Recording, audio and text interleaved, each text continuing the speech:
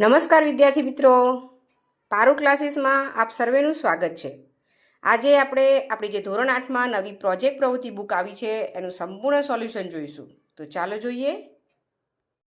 અહીં આપણા પ્રોજેક્ટ બુકની આપણું પ્રોજેક્ટ પ્રવૃત્તિનો નંબર 4, જેમાં છે મારી વાર્તા। આપના ગામમાં, ઘરમાં, આજુબાજુ પડોશમાં અને મિત્રો દ્વારા તમે બાળપણથી જ વાર્તાઓ સાંભળી હશે। આ પ્રકારની વાર્તાઓ હજી પણ માતા પિતા, દાદા દાદીના મુખે કહેવાતી જ હશે। તો આવી સ્થાનિક વાર્તાઓ જે શાળાના પુસ્તકોમાં ન હોય અને સ્થાનિક બોલીમાં જ જે રીતે સાંભળી હોય અને તમને યાદ હશે જ, તો આવી રીતે તમારા ઘરમાં કે ગામમાં સાંભળેલી વાર્તા નીચેના ભાગમાં લખો। નમસ્કાર વિદ્યાર્થી મિત્રો, આપણી આ વર્ષે જે 6, 7, 8માં નવી સ્વ-અધ્યયન પોથી આવી છે, જેનો ભાગ 1 અને 2 તેમજ આપણી જે પ્રોજેક્ટ બુક પણ આવી છે, તો આ બધાનું જો તમારે સંપૂર્ણ સોલ્યુશન જોતું હોય તો મારા પારુલ ક્લાસીસ પર તમને એ મળી રહેશે। તો નીચે મેં એની ડિસ્ક્રિપ્શનમાં લિંક આપેલી છે, તો ઝડપથી પારુલ ક્લાસીસ પર ક્લિક કરો અને સ્વ-અધ્યયન પોથી તેમજ આપણી પ્રોજેક્ટ બુકના દરેક પ્રોજેક્ટનું સંપૂર્ણ સોલ્યુશન જુઓ, સમજો અને તમારી પ્રોજેક્ટ બુકમાં નોંધો। તો બરાબર, તમારે જો સંપૂર્ણ સોલ્યુશન જોતું હોય તો ઝડપથી ફટાફટ જઈને પારુ ક્લાસીસની લિંક જે ડિસ્ક્રિપ્શનમાં છે તેના પર જઈને ક્લિક કરો અને જોઈ લો। બરાબર, અહીંયા આપણે એવી કહાની લખવાની છે, એટલે કે એવી વાર્તા લખવાની છે જે આપણા પાઠ્યપુસ્તકમાં ન હોય, પરંતુ તમે તમારા મમ્મી પપ્પા, દાદા દાદી અથવા તમારા મિત્રો પાસેથી તમે સાંભળેલી હોય।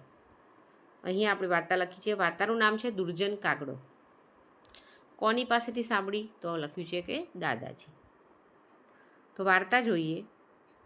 નદીના કિનારે એક શંકર ભગવાનનું મંદિર હતું અને પછવાડે એક પીપળાનું મોટું ઝાડ હતું। એ ઝાડ ઉપર એક હંસ અને કાગડો રહેતા હતા। કાગડો હંસની ખૂબ ઈર્ષ્યા કરતો હતો। ઉનાળાના દિવસો હતા। એક થાકેલો મુસાફિર બપોરના સમયે પીપળાના ઝાડ પાસે આવ્યો।